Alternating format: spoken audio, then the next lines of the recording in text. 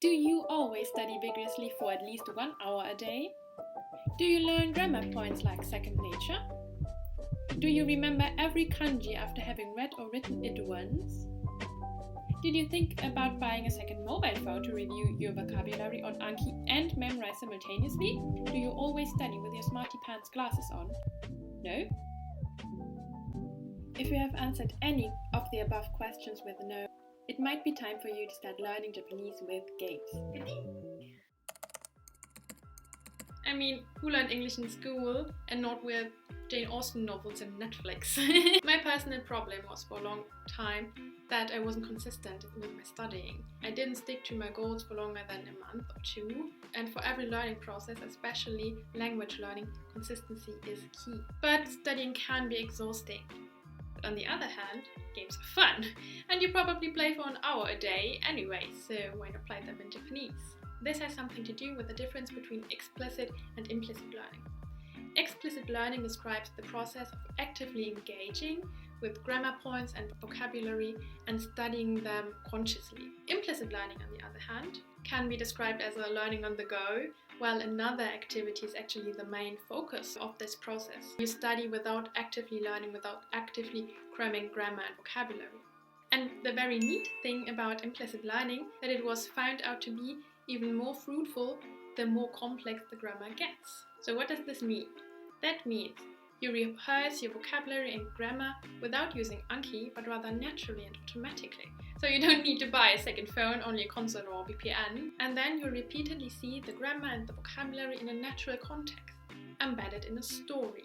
There's a whole YouTube channel about learning languages with stories, and another one that's called the mass immersion approach, and learning video games is a combination of those approaches. This means it's an input-heavy approach. You don't focus at the beginning too much on language output like speaking and writing, but rather on input, and slowly over time you will acquire the language naturally. It might not be as fast as an explicit approach, especially in the beginning stages, but for advanced learners it can be actually more advantageous. But how do we learn with video games? How do we learn in general? Well, learning is the process of enhancing the probability that you remember a word, for example, or a grammar structure. And this works through connecting neuronal synapses. But how do video games create those links? This happens through different learning channels that help to enhance those links between your synapses. Video games use multiple of those learning channels because you will be highly invested and involved in the video game. You will have an emotional investment and link the vocabulary and the grammar to those emotions you have. They can be the characters you like, the story you're immersed in, or the goals you achieved playing this game. Okay, but that could be something a book could do, right? So on top of that, a video games adds even more learning channels and learning association to this whole process, like voice acting. So you don't only train your reading comprehension, but also listening comprehension or pronunciation if you start shadowing the voice actors.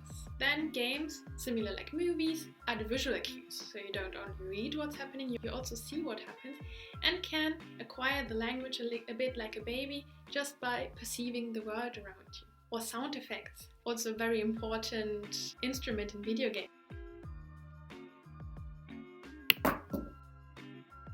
Another connection a video game can create is with the music. You can link your emotions, your experiences, your words with the music. And all of this kind of adds up to a chunking effect that's context specific for your game, because you can associate your vocabulary with the game you played, in the situation you played, which character said this word, what was happening, what did you think about this? And then you can create associations that chunk your words to that specific game. Like in a mafia game, you might learn a word like gun or betrayal. In a farming sim, you might learn a word like hoe or watering can.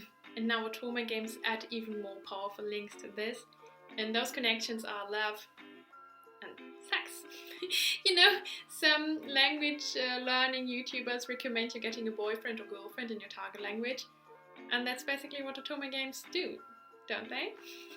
Because you really want to know what your significant to the other is saying and what he's seductively whispering into your ear. I personally won't forget a word Young said to me. どうして抵抗する? And whenever I see specific words, I automatically hear his hoarse voice. 俺が気に食わないか? Another advantage otome games or visual novels in general have for me is that they are only text-based, so you can fully concentrate on reading and learning, and that's what I personally appreciate, not being interrupted. And on top of that, of course, comes the listening to the voice actors, as already mentioned before. So it's a bit like watching an anime with subtitles. Having subtitles in your target language is even more beneficial than in another language. But in contrast to animes, you don't have to pause and play to watch everything at your own pace, but you're not rushed by cutscenes or the flow of the series you're watching.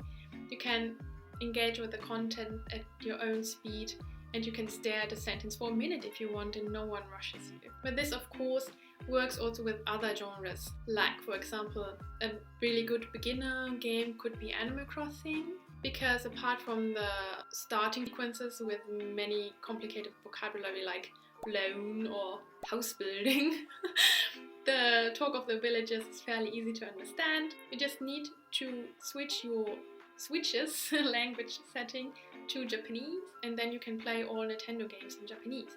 So you not only can play Animal Crossing in Japanese, but you also can play Mario games in Japanese with so much text, or challenge you with Zelda. And another genre I would recommend for starting out your language learning journey would be farming sims like Story of Season, Rune Factory, maybe Stardew Valley, or coincidentally I found a Japanese copy of Little Dragon's Cafe in my local shop. And of course, if you don't have a console or don't want to spend so much money, you can use a VPN for free mobile games, or probably even Steam games. And the advantage of those kind of games, where the reading section or learning section is interrupted by gameplay, that it forces you to take breaks from learning. And that can be really beneficial for your learning process, because in the breaks you have time to process what you have learned, and it's proven that taking breaks when studying actually enhances your memory of the studied content. But overall, I would say the genre doesn't really matter as long as you're hooked. Like for me, what did the trick was Pure Fjorde, because I played it for 6 hours a day for weeks. Because I just wanted to be kissed by a 60 mafia man, and there's nothing wrong about it. That's why I would recommend choosing a game you really love, and that's probably even a bit longer, because the longer the game is, the more the specific vocabulary will constantly repeat and you will learn it over time. So now I know what church means and sexy mafia guy and a gun. And the good thing about games is there's such a wide variety of games for every taste, every field of vocabulary, every Japanese level. So you could start with a Japanese game made for kids.